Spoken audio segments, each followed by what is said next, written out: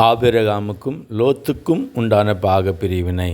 அன்புக்குரியவர்களே, நம்முடைய பிதாவாகிய ஆபிரகாம் மெசொப்பொத்தேமியா நாட்டில் ஊர் என்கிற கல்தேயர் தேசத்தில் குடியிருக்கும் போது மகிமையின் தேவன் அவருக்கு தரிசனமாகி, நீ உன் தேசத்தையும் உன் எண்ணத்தையும் விட்டு புறப்பட்டு நான் உனக்கு காண்பிக்கும் தேசத்துக்கு வா. நான் உன்னை பெரிய ஜாதியாக்கி உன்னை ஆசீர்வதித்து உன் பெயரை பெருமைப்படுத்துவேன். நீ ஆசீர்வாதமாயிருப்பாய் என்றார்.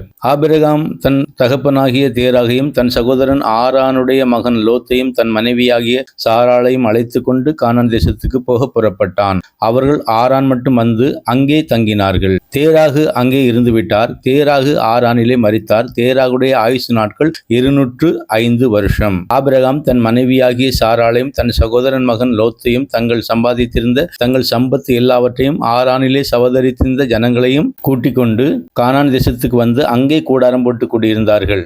கர்த்தர் ஆபிரகாமுக்கு தரிசனமாகி, உன் சந்ததிக்கு இந்த தேசத்தை கொடுப்பேன் என்றார். அப்பொழுது ஆபிரகாம் தனக்கு தரிசனமான கர்த்தருக்கு ஒரு பலிபீடத்தை கட்டி கர்த்தருடைய நாமத்தை தொழுது கொண்டான். ஆபிரகாம் மிருக ஜீவன்களும் வெள்ளியும் பொன்னுமான ஆஸ்திகளை உடைய சீமானாயிருந்தான். ஆபிரகாமுடனே வந்த லோத்துவுக்கும் ஆடு மாடுகளும் கூடாரங்களும் இருந்தன.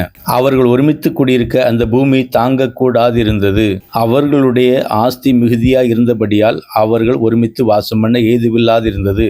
ஆபிரகாமுடைய மந்தை மேய்ப்பருக்கும் லோத்துடைய மந்தை மேய்ப்பருக்கும் வாக்குவாதம் உண்டாயிற்று. ஆபிரகாம் லோத்தை நோக்கி, எனக்கும் உனக்கும் என் மேய்ப்பருக்கும் உன் மேய்ப்பருக்கும் வாக்குவாதம் வேண்டாம், நாம் சகோதரர். இந்த தேசமெல்லாம் உனக்கு முன் இருக்கிறதல்லவா? நீ என்னை விட்டு பிரிந்து போகலாம்.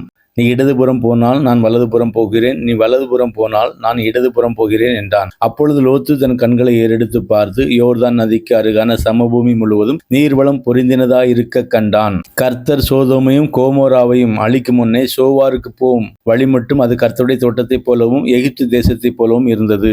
அப்பொழுது லோத்து யோர்தானுக்கு அருகான சமபூமி முழுவதையும் தெரிந்து கொண்டு கிழக்கே பிரயாணப்பட்டு போனான். ஆபிரகாம் கானான் தேசத்தில் குடியிருந்தான். தேவ பிள்ளைகளை, நான் உங்களுக்கு சொல்ல விரும்புகிற காரியம் என்னவென்றால், ஆபிரகாமும் லோத்தும் குடியிருந்த இடத்தில் அவர்கள் ஒருமித்திருக்க ஏதுவில்லாமற் போன போது ஆபிரகாம் லோத்திடம் பேசி, நாம் சகோதரர், நமக்குள் வாக்குவாதம் வேண்டாம். நீ என்னை விட்டு பிரிந்து போகலாம். நீ இடப்புறம் போனால் நான் வலப்புறம் போகிறேன், நீ வலப்புறம் போனால் நான் இடப்புறம் போகிறேன் என்று இடத்தை குறித்து முடிவெடுக்கும் பொறுப்பை ஆபிரகாம் லோத்திடம் விட்டுவிட்டார். அதுபோல தேவ பிள்ளைகளும் குடும்பங்களில் பாகம் பிரிக்கப்படும் போது விசுவாசிகளின் தகப்பனாகிய ஆபிரகாமின் விசுவாசத்தை பின்பற்ற வேண்டும். பாக பிரிவினை தவறு அல்ல, ஆனால் தேவ பிள்ளைகள் வாக்குவாதம் பண்ணுவது தவறு. கால சூழ்நிலையில் பெற்றோருடைய மறைவுக்கு பின் பாகம் பிரிக்க நேர்ந்தால் நீங்கள் உங்கள் மன விருப்பத்தின்படி முடிவெடுக்காமல் ஆபிரகாமை போல முடிவெடுக்கும் பொறுப்பை உங்கள் சகோதர சகோதரிகள் கையில் விட்டுவிடுங்கள். அவர்கள் என்ன சொல்லுகிறார்களோ அதன்படி நீங்கள் செய்தால் அதுவே உங்களை குறித்த தேவ சித்தம். மாறாக எனக்கு வீடு வேண்டும் அல்லது எனக்கு தோட்டம் வேண்டும் என்று நீங்கள் விரும்புகிற பொருளுக்காகவோ அல்லது இடத்துக்காகவோ நீங்கள் வாக்குவாதம் பண்ணினால் அது எவ்விதத்திலும் தவறு. விட்டுக் கொடுங்கள். உங்களுக்கு தேவையானதை கர்த்தர் உங்களுக்கு கொடுப்பார். கர்த்தர் உங்களை ஆசீர்வதிப்பாராக. ஆமென்.